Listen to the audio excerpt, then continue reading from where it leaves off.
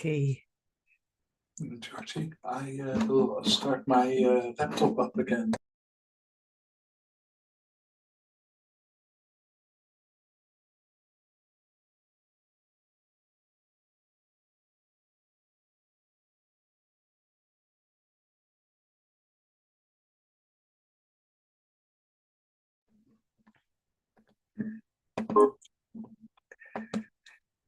So good evening, everybody. Sorry about that. We're having one technological disaster after another. We're trying like crazy to keep up by throwing money at it, but it doesn't really seem to work. But let's hope for the best. Bart has to restart his laptop, but we'll start anyway. It's lovely to see you all. So the non-dual genius in us greets the non-dual genius in you. It's in there somewhere.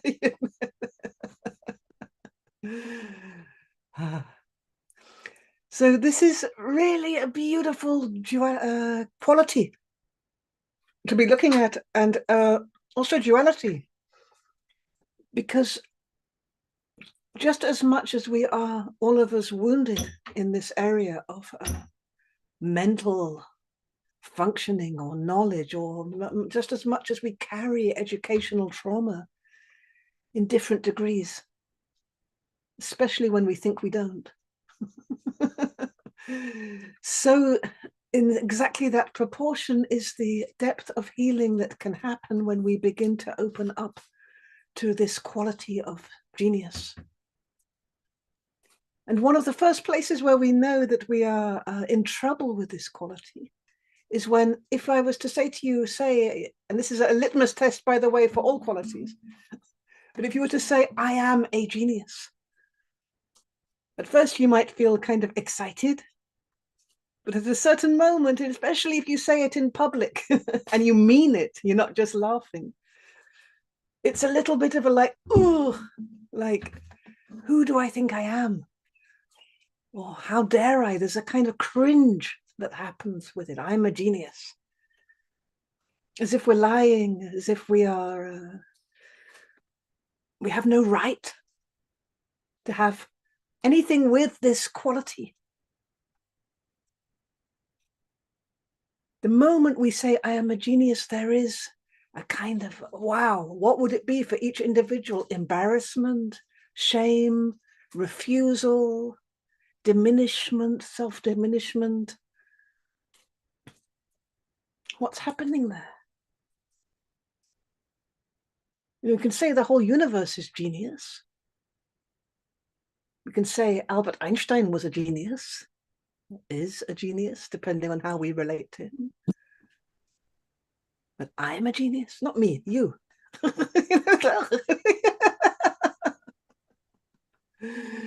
It creates trouble. And it creates trouble partly because this horrible, horrible thing that we got as little children in terms of educational performance.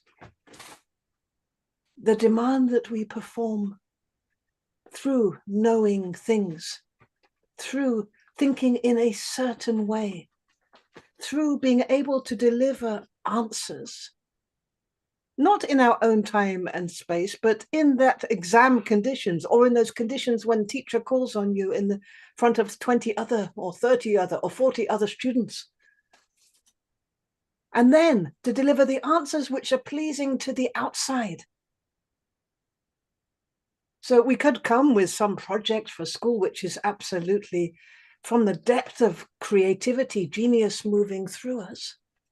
But if it doesn't suit, if it's not acclaimed, if it's not appreciated, if it's ridiculed, if it's too bizarre or too odd or too standing out, then we come into trouble again. It becomes synonymous with rejection. And then genius begins to be this thing which is just out there. Steve Jobs, maybe. It's for the crazy ones. It's literally what he said. Blessed are the crazy ones. The ones that think out of the box. Now, there was a study done by NASA, and NASA scientists, and they actually found, and I can send this study if anybody would like to have a look at it. They actually found that all of us are born genius as babies. There is genius in every baby, but education is dumbing us down, dumbing us down, dumbing us down. It makes fools of us all. And that's a little bit shocking, because up there, the rocket scientists are trying to work out how to really access the pure potential of the mind, the potential of our cognitive processes, or just potential. Potential to, in the first place, to open up to the depth of some kind of intelligence which wants to show up through the filter of the mind and then find form in the world, either in terms of expression or writing or some kind of communication or building something. Because genius that doesn't find form is a little bit like love that's never expressed or never finds form. It's any quality which doesn't find form. At a certain moment, something in the form that's not able to receive the quality begins to get a bit toxic. And then we become school teachers. Sorry, I'm nothing against school teachers. There is beautiful educational wish and desire and passion within teachers everywhere. But they are also up against this educational system, which comes from a certain mindset, which says that genius is connected with somehow gathering as much knowledge as possible, meaning what other people already thought about or recorded or gave form to, and regurgitating it a lot at the same time, or maybe summarizing it in one little bit. But that it's connected with learning more than it's connected with opening up to the mystery of the here and now. This is a huge difference, because at schools we're taught to kind of try very, very hard to exercise one binary, a dualistic part of the mind in order to get a right or a wrong answer through knowing the answer in advance of even learning it. And there's a lot of shame used and punishment and a little bit of reward to try and groom our children, our babies, into delivering that form. And this is, like the NASA scientists said, this is really dumbing down the abilities of the children who, before they go to school, might be open to every single possibility. I remember our son, Yedidya, walking back into the house from the garden. And he said, he was like 4 years old, and he said, "Mummy, I've worked out why there's life after death." And I'm like, "What? Yeah, why, how, what?" And he said, "The stars," he walked back in the darkness, "the stars, when you see them, they already died. Yeah. But we see them as alive and they're moving. So this shows us that there's life after death." Right there, genius. Another time he's sending messages to people who have died through the postman of the heart, he used to call it. As a 3-year-old, I get there through the postman of the heart. There is this incredible natural ability in children before education to express genius and to give it form in its simplicity. The great Jewish mystic, the Baal Shem Tov, was once on Yom Kippur, which is the holiest day in Judaism. He was in the village and everybody's praying and everybody's doing things right according to the laws and according to the rules and all of this.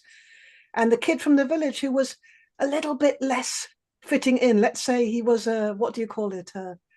Divergent, neurally divergent child in the village, was sitting there next to the river and blowing his whistle, blowing his whistle. And the learned people came and said, "Stop that, you've got to," sorry, the parrot is joining in. she's like on cue. You know, she snuck in here because she doesn't want to be alone. You are amazing. Yeah, I'm not going to show you, you'll see her later. So he's blowing his whistle, and as within the whole atmosphere of Yom Kippur, the silence, the Holy of the Holies, this kid is blowing his whistle, and the learned people say, no, he shouldn't do that on Yom Kippur. It's the holy day. He should be praying. He's disturbing the prayers. And the Baal Shem Tov says that sound is the sound that gets to heaven. Meaning that sound, which is a direct expression of feeling from the depth, goes straight up, cuts through. And if we could only hear it, it will take us all into a kind of enlightenment. So this is a beautiful thing, because you see it through all mystical traditions, this place where, including Buddhism, this place where knowledge becomes heavier and heavier and heavier, and at a certain moment there is a break, and from another side the experiential factor begins to take over and to say, no, experience comes first. Experience is the soul of anything that we can know, and we can't know anything without first experiencing it. Even if we trust the knowledge, it's empty, it's like a dead body, until we move into the experience of the knowing, meaning knowing it as if for the first time. So genius, what is this? It's right now, it's tagged as a quality with social exclusion, insanity, some kind of rebellion, maybe early death. It's not very attractive. But when you look towards this quality, we're going to the essential dimension of the whole physical universe, actually, the intelligence which allows everything to be as it is, way beyond our physical senses. So we're looking into the mystery. And it's there in the word, genius. It's like Genesis. It's the beginning. It's the primal place of pure potential, which is somehow able to organize into the magnificent splendor that we see around us. The seasons, the cycles, the turning of the planets, the variety, the immense, incredible variety of life we see around us. And not only that, its adaptability, its flexibility, the ability of life to move, to respond, and to evolve for the sake of the whole expression. Now that's an intelligence. This is genius. And we can look at it and say, okay, so genius is in nature, so it's not in us. And you see what happens again. Here we go again, a traumatic response. We're dividing from nature, as if human beings are not part of nature. We're some kind of unnatural silicon blobs that arrived from some other place, probably an underworld, to occupy this beautiful planet. Of course, we are expressions of nature. We are as much an expression of genius as a tree or a flower or a monkey or a sunset or the movement of the stars or the incredible attunement of the weather or the way the elements are alive, fire, water, earth, the way earth holds itself in its living vibration. We're part of that. This is what we are. We're not separate. So we are also expressions of genius. Now, all of this is a happening of consciousness. It's all an expression of consciousness. When we look at our cat and our cat looks at us, and we look into the eyes of our cat and our cat looks into our eyes, and consciousness meets itself, something eternal comes online. Something unlimited, something of pure potential, something so still, but so potent and alive.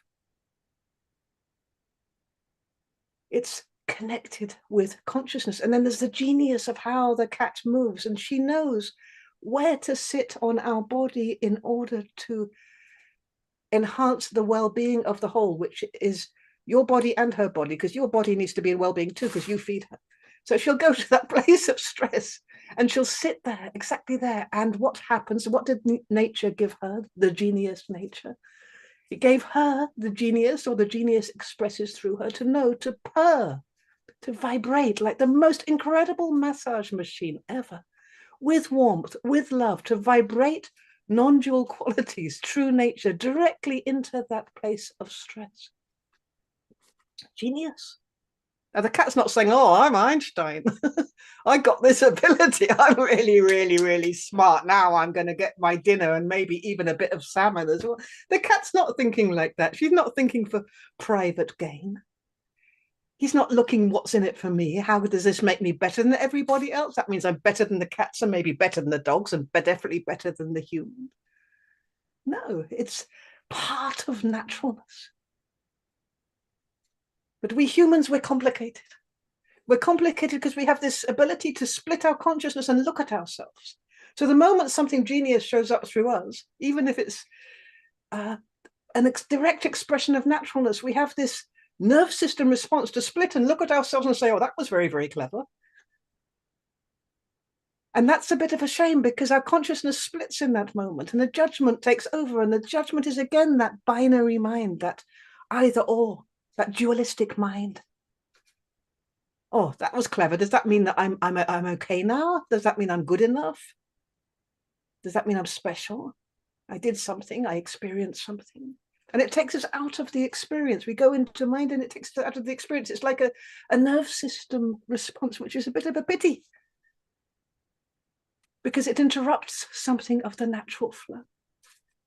And one of the most classical places of interruption is when something is expressed through us, whether it's a funny joke or whether it's a wisdom coming through us or whether it's a movement of genius, is we claim it. The mind comes and it claims it and says, I did that. I did that. But it comes too late.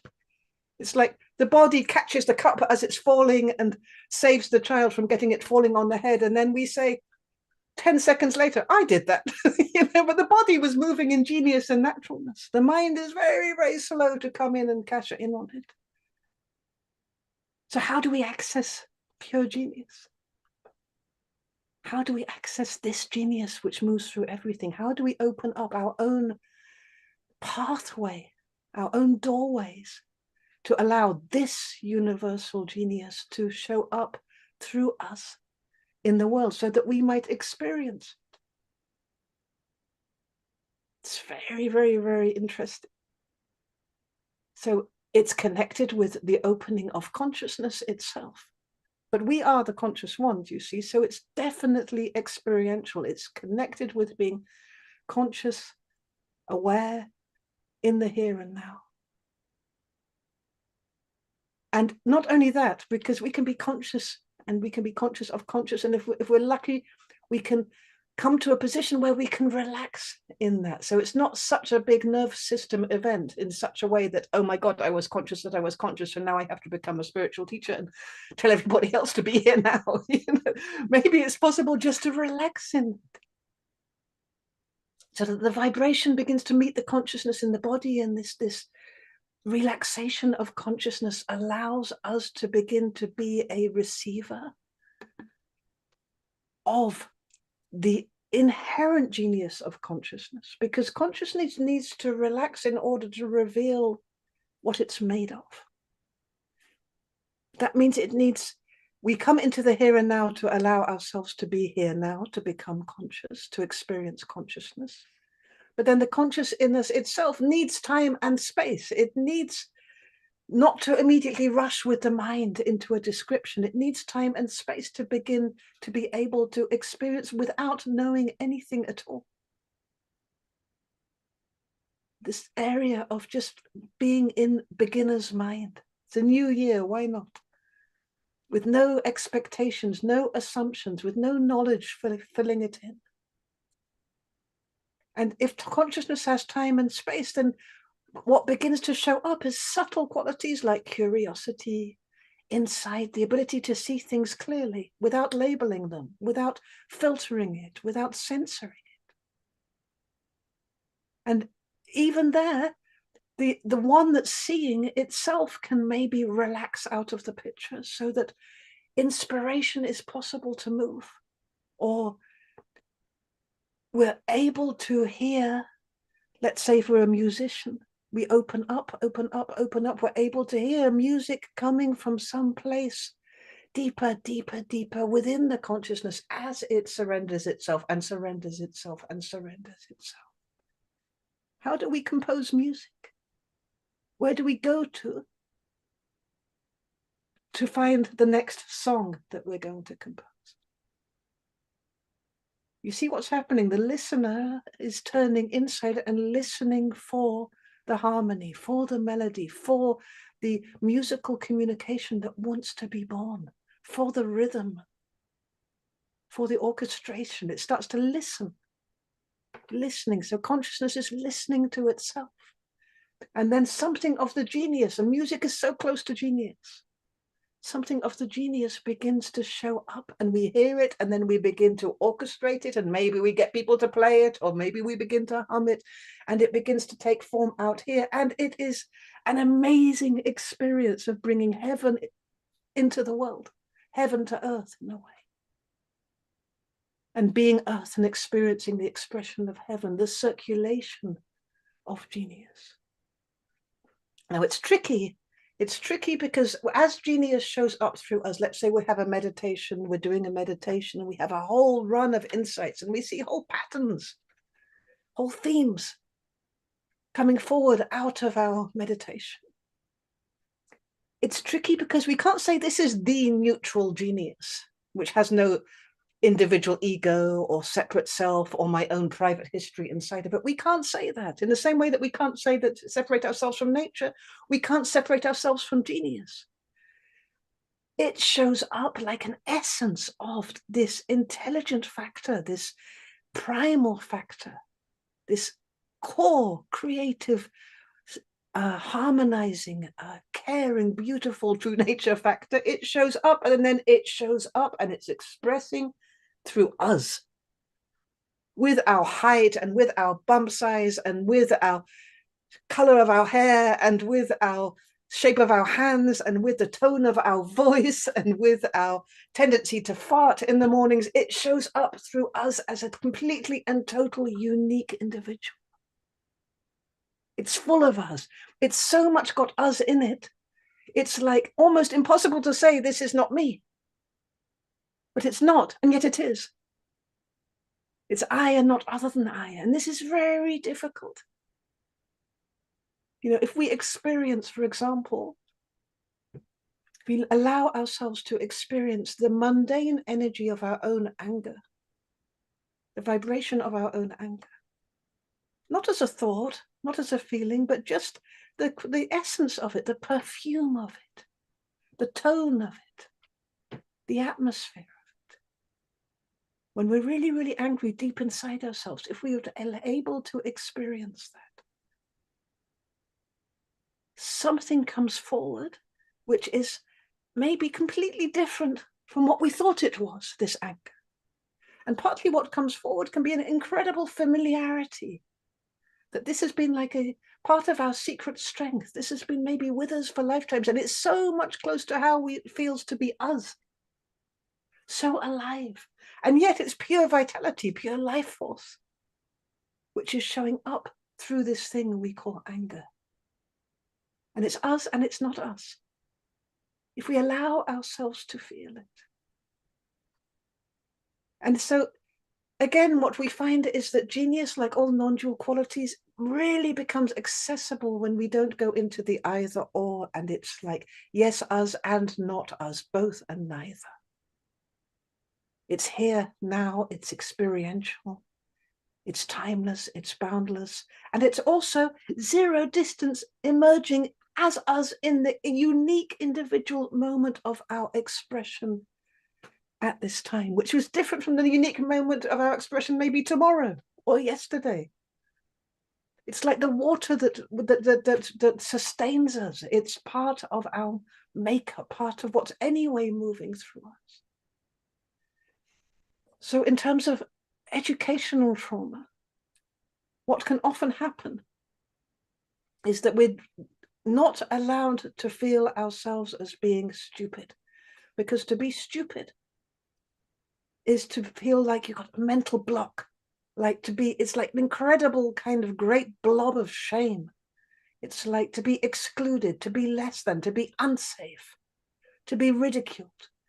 To feel this split in consciousness, this kind of self-consciousness, like everybody's looking at us and we are incapacitated and can't respond. Like when the teacher calls on us and says, what's 2 + 2, and we have a mental block and we can't answer. This horrible feeling of stupidity.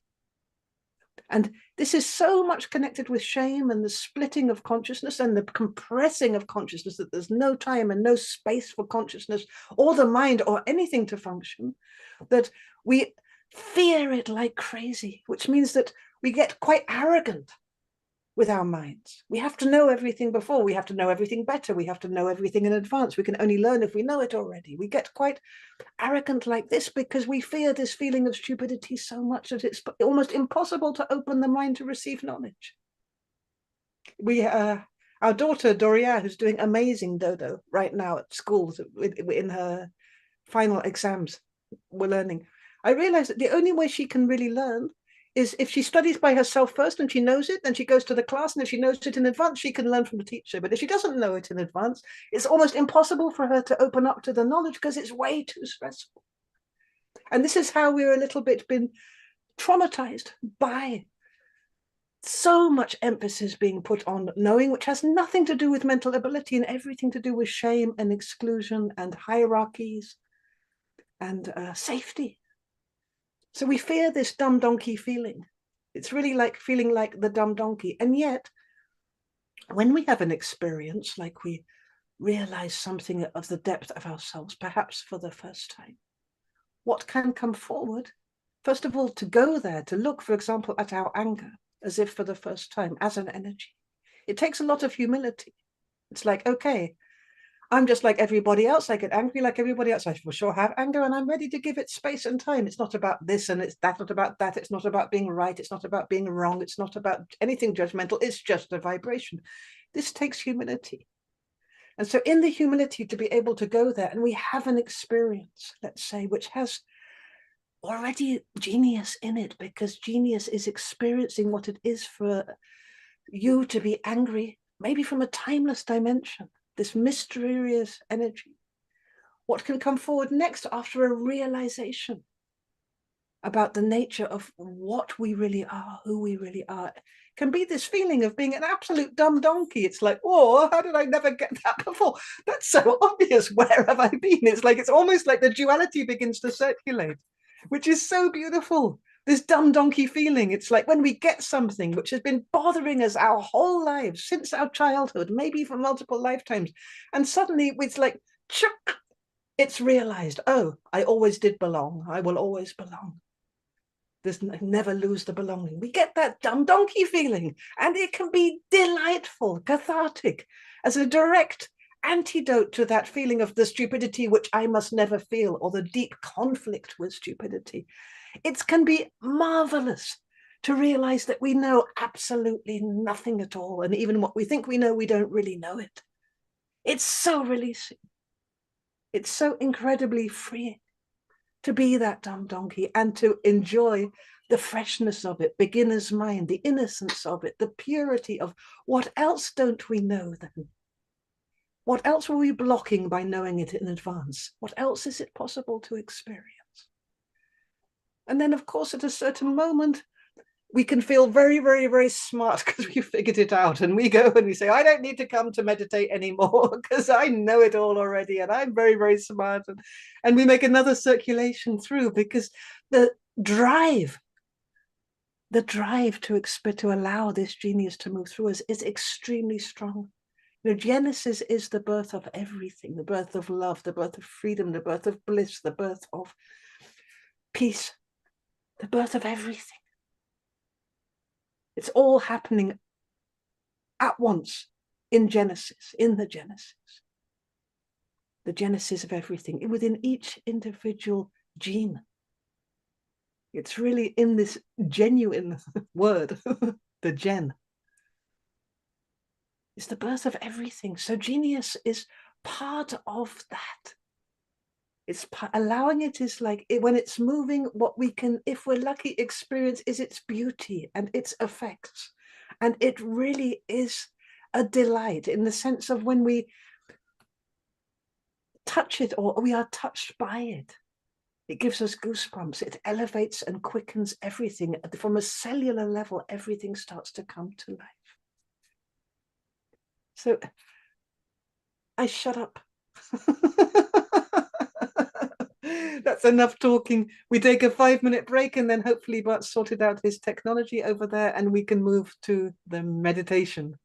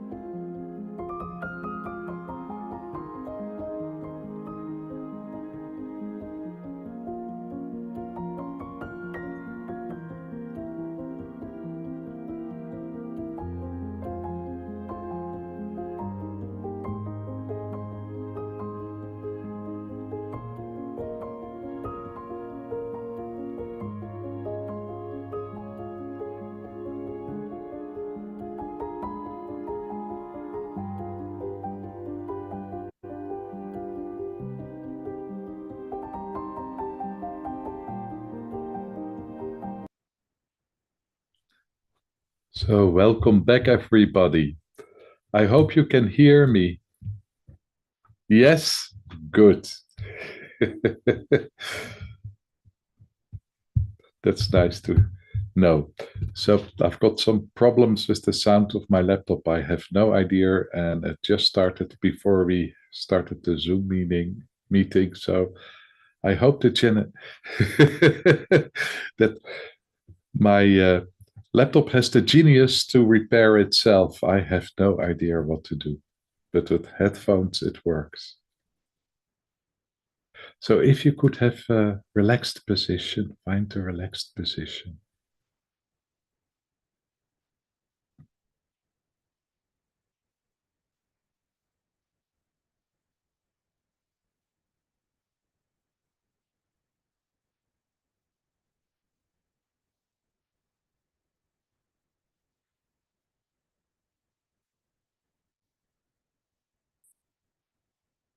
And if you found a relaxed position, I'd like you to bring your attention, your awareness, your consciousness to the physical body.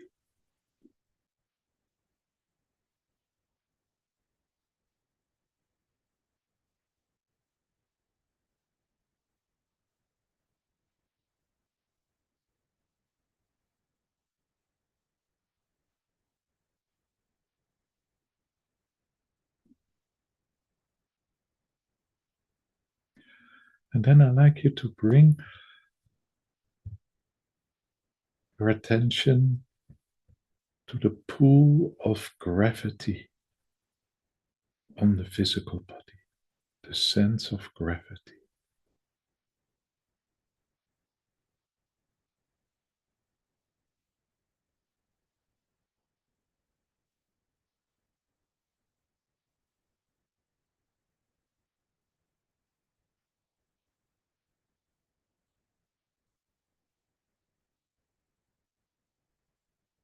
And bringing our attention to the sense of gravity.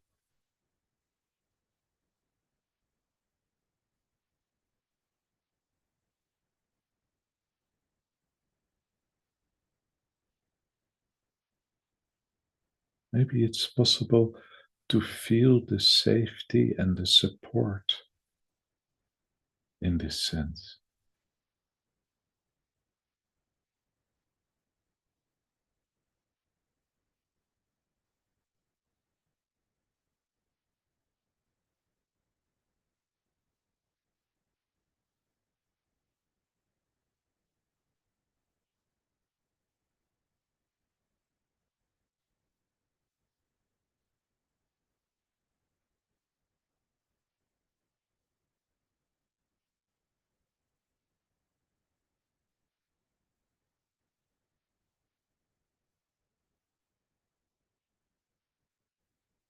And maybe it's possible to perceive which part of you is influenced by the gravity.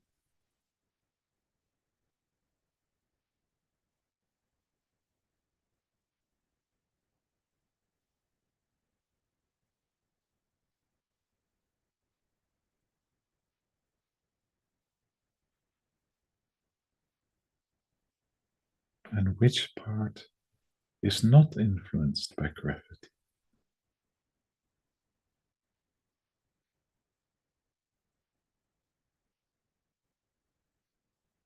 Which part of you is free of this pull?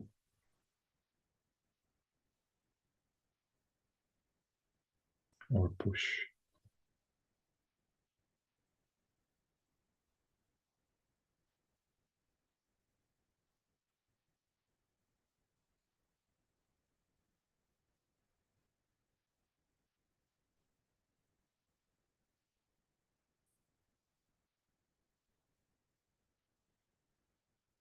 And maybe we can bring our attention to that part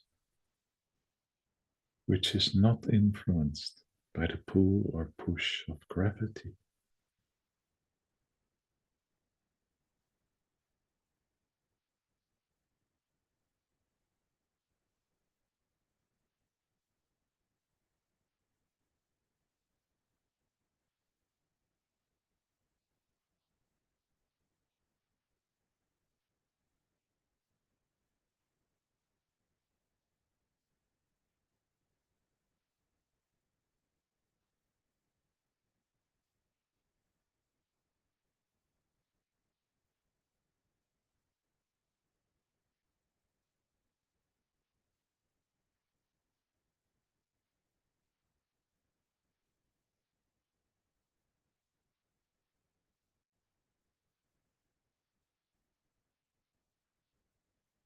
And then I'd like you to kind of try to relax in this part. Try to relax as much as possible to blend with this part, which is free of gravity.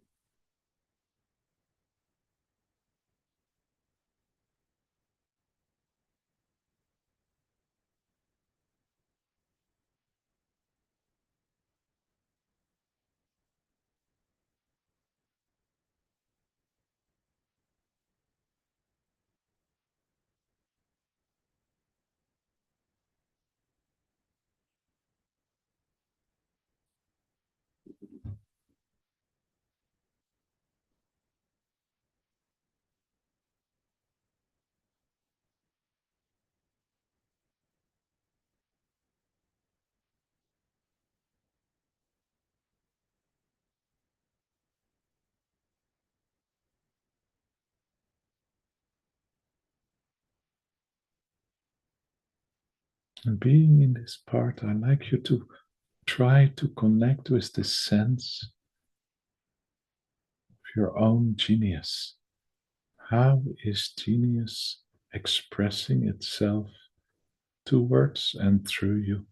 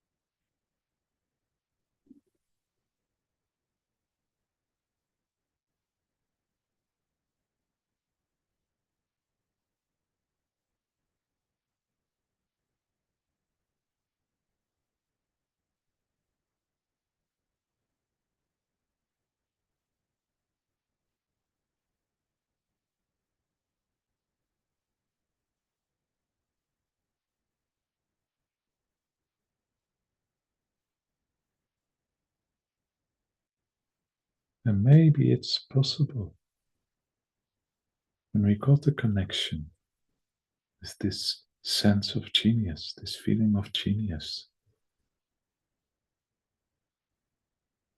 to allow it to move slowly, slowly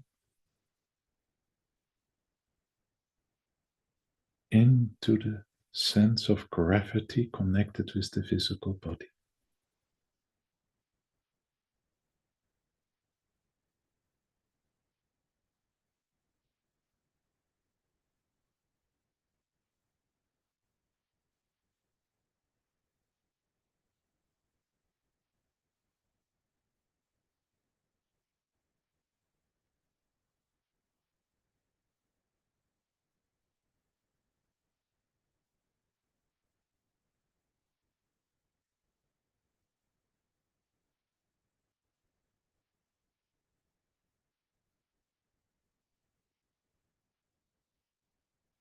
To let it slowly move into the weight of the body.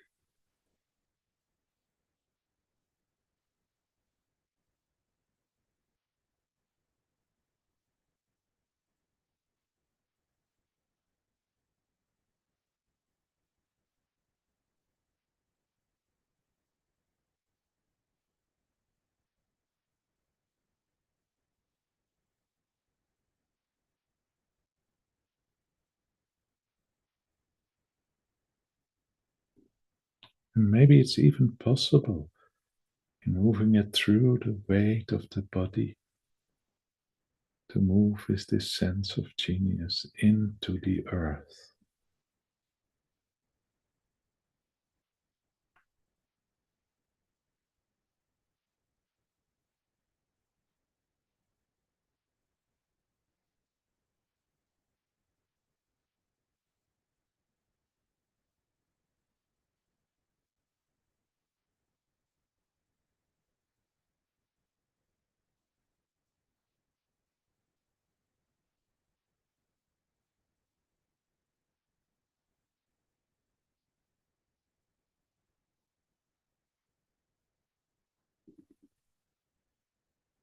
And being is the sense of genius with her conscious awareness into the earth.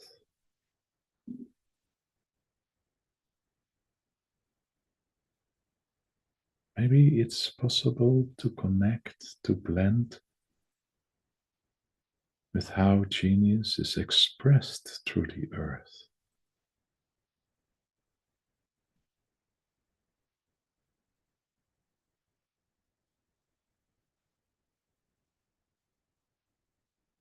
With the sense, the feeling of genius inside the earth.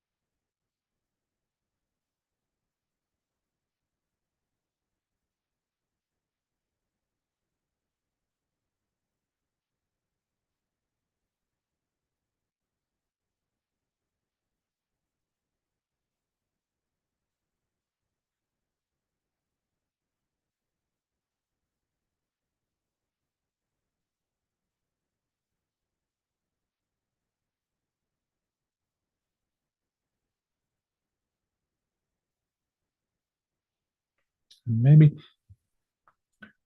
we can invite this sense of genius inside the earth, this vibration to slowly move upwards from the earth,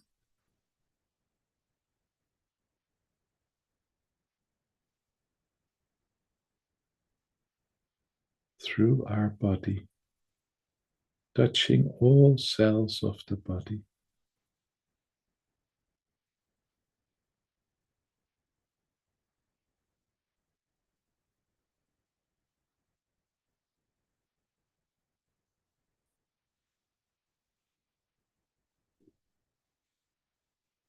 Rising by itself through the body.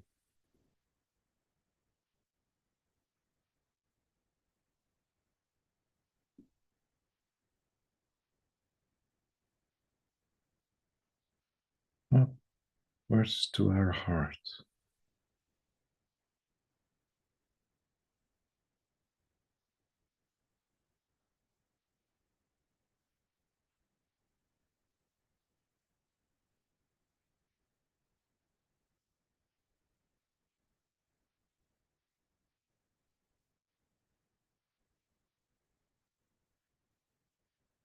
And maybe we can become aware the sense of genius of the heart.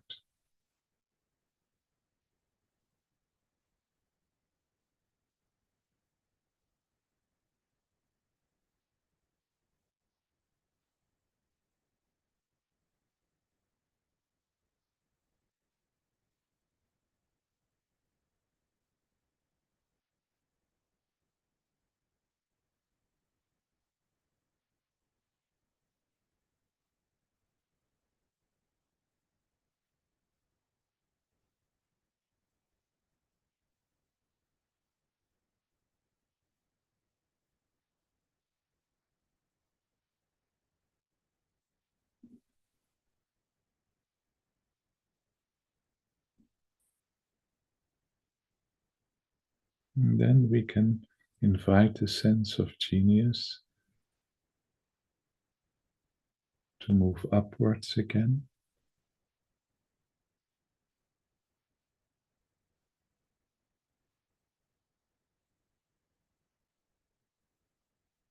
Towards our head.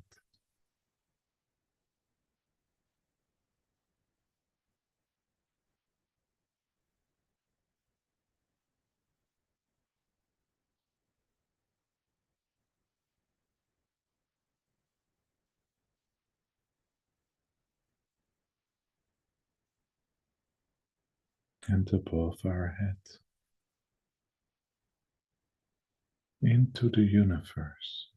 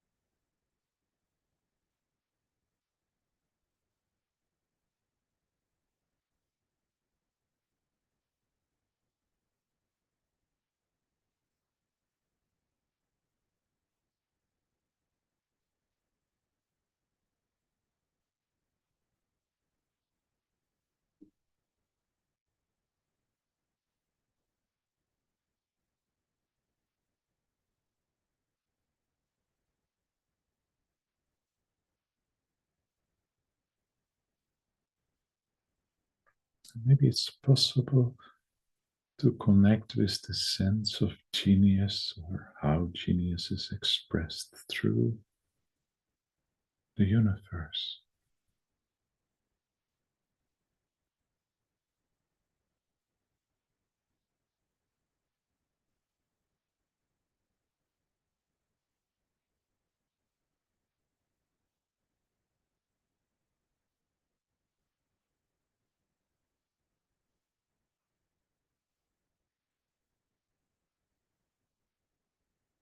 And maybe it's possible to invite this vibration of genius we find in the universe, to invite it kind of to move down slowly towards our physical body, towards our head.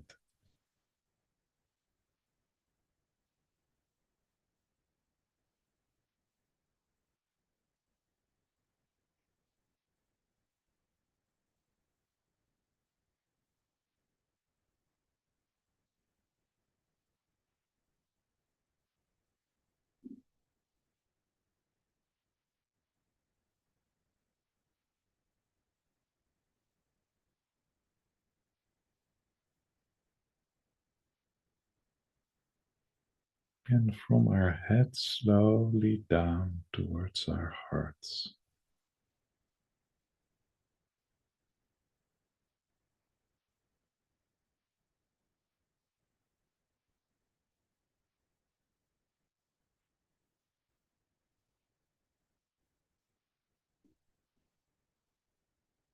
And again, we could connect with the sense of genius inside the heart right now.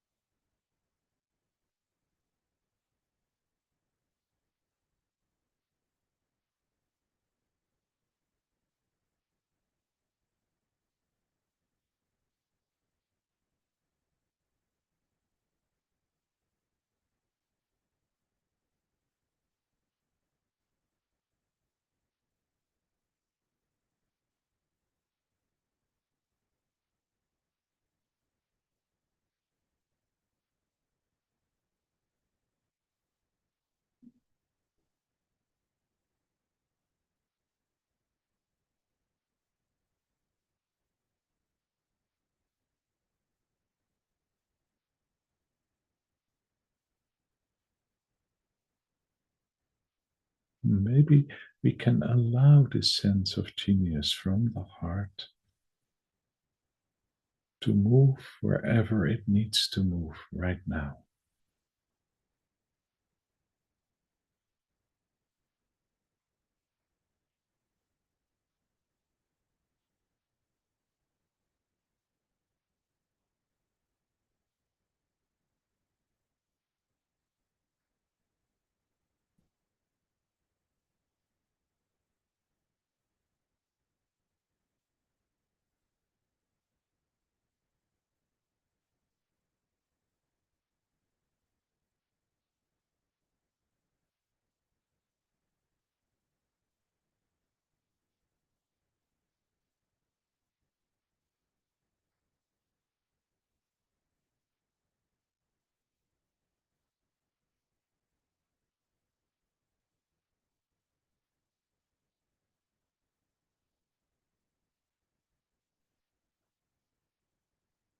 And maybe we could ask this vibration, this energy,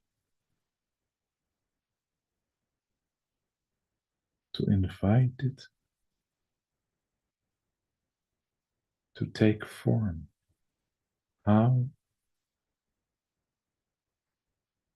would this vibration want to take form through you?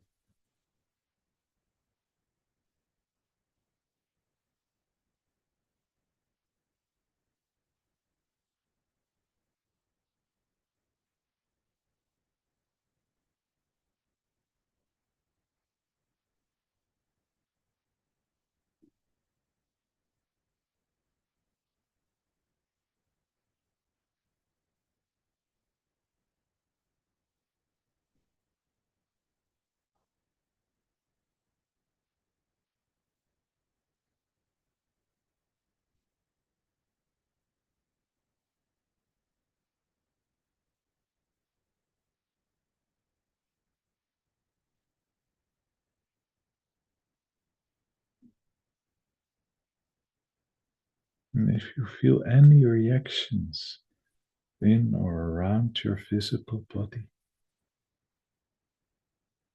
just allow it to be there. Bring some of your attention there.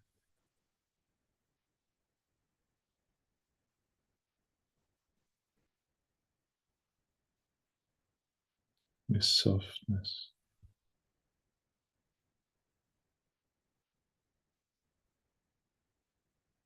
And with the sense of genius.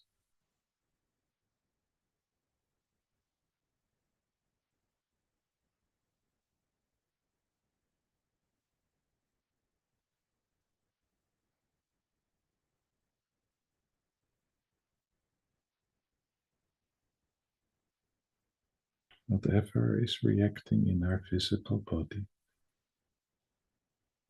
we touch it with softness and with the vibration of genius.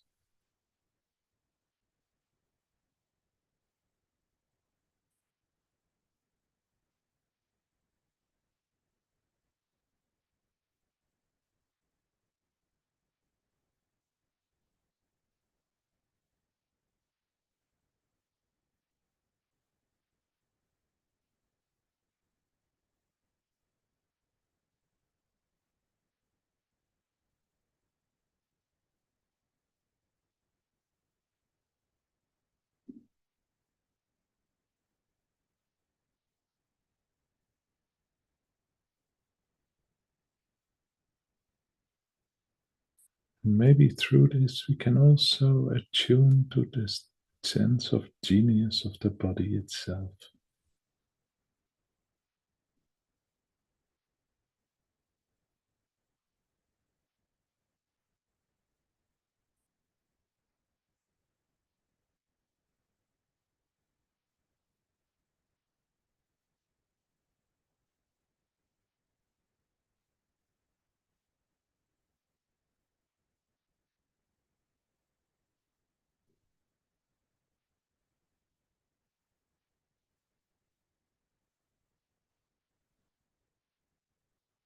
And maybe it's possible when we are in touch of the sense of genius of the body itself, to allow it to have its own life.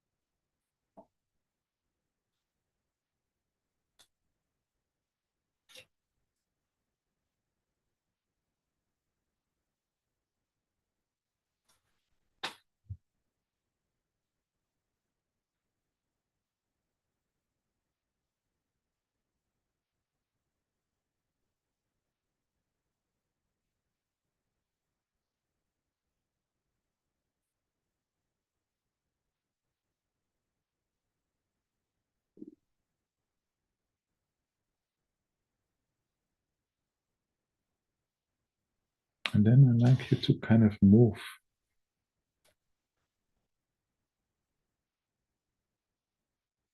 to the soles of your feet.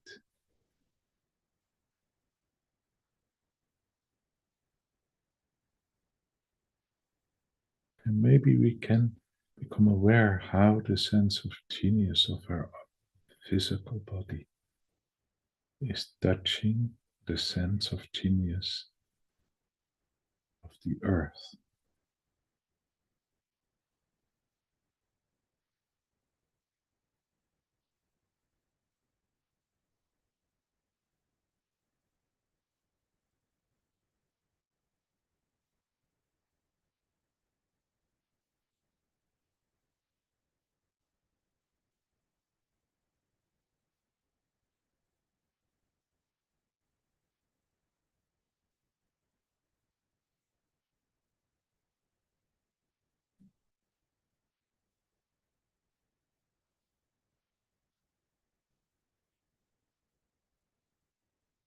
And maybe we can take notice how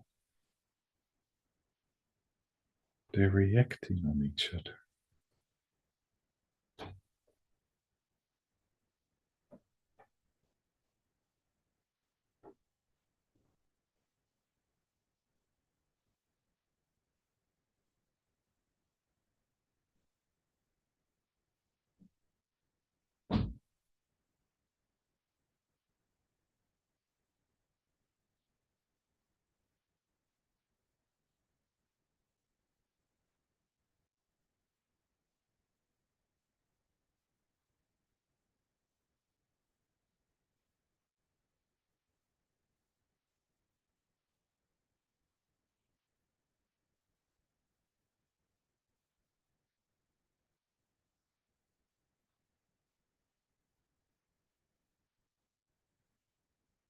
And then I'd like you to bring your attention to your hands.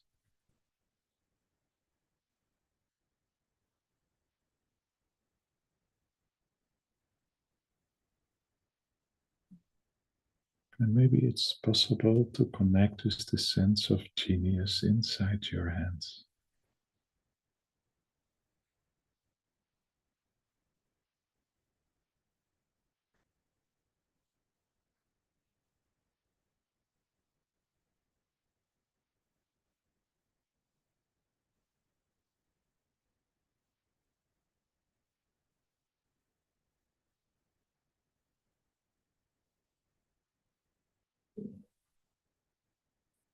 And maybe it's possible to sense through the hands the sense of genius in the air around you.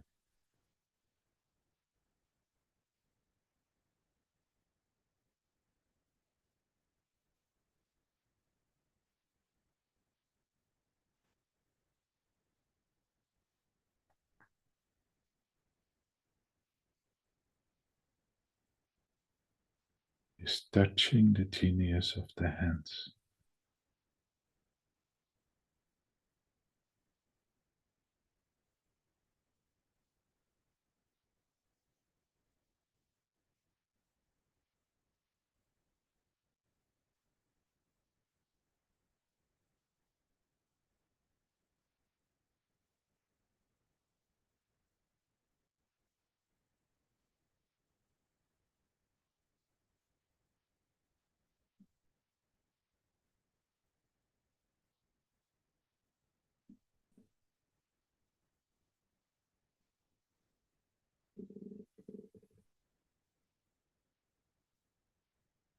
And how they're meeting each other.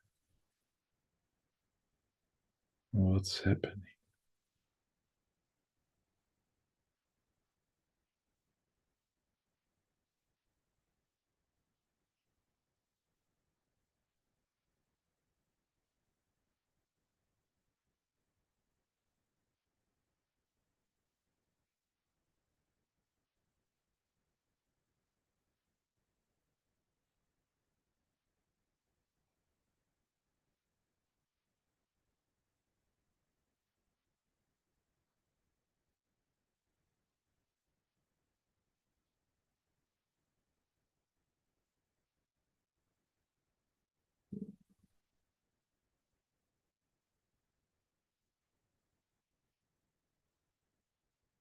And then I'd like you to connect with your face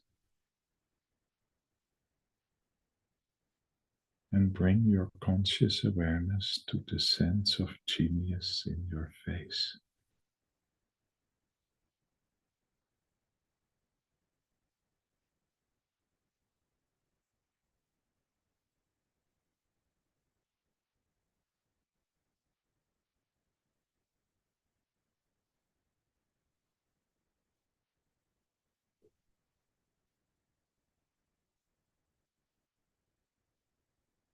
And maybe it's possible to connect with the sense of genius of the light which is falling on your face. You're connecting with the sense of genius of the light which is falling on your face.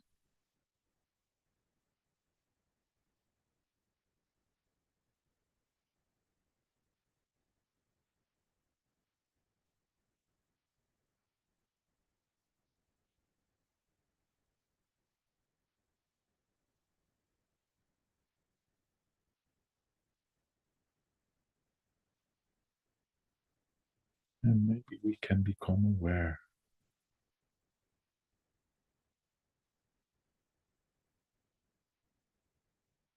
in how they're meeting each other.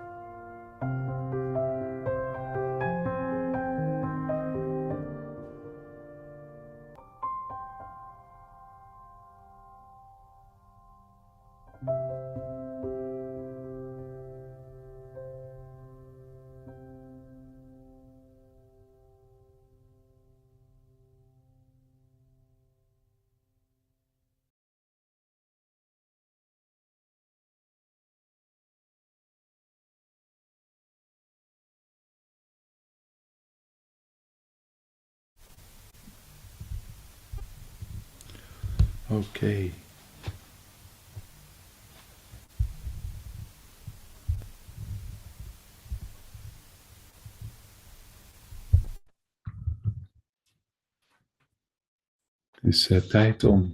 Het is time to say goodbye to all the people on the live stream. And thank you for being with us. It was a pleasure experiencing you again and to feel you again. And we are taking a 5-minute break, and after 5 minutes, there will be some time for questions and sharing, and of course, the peace meditation. I see you in 5 minutes.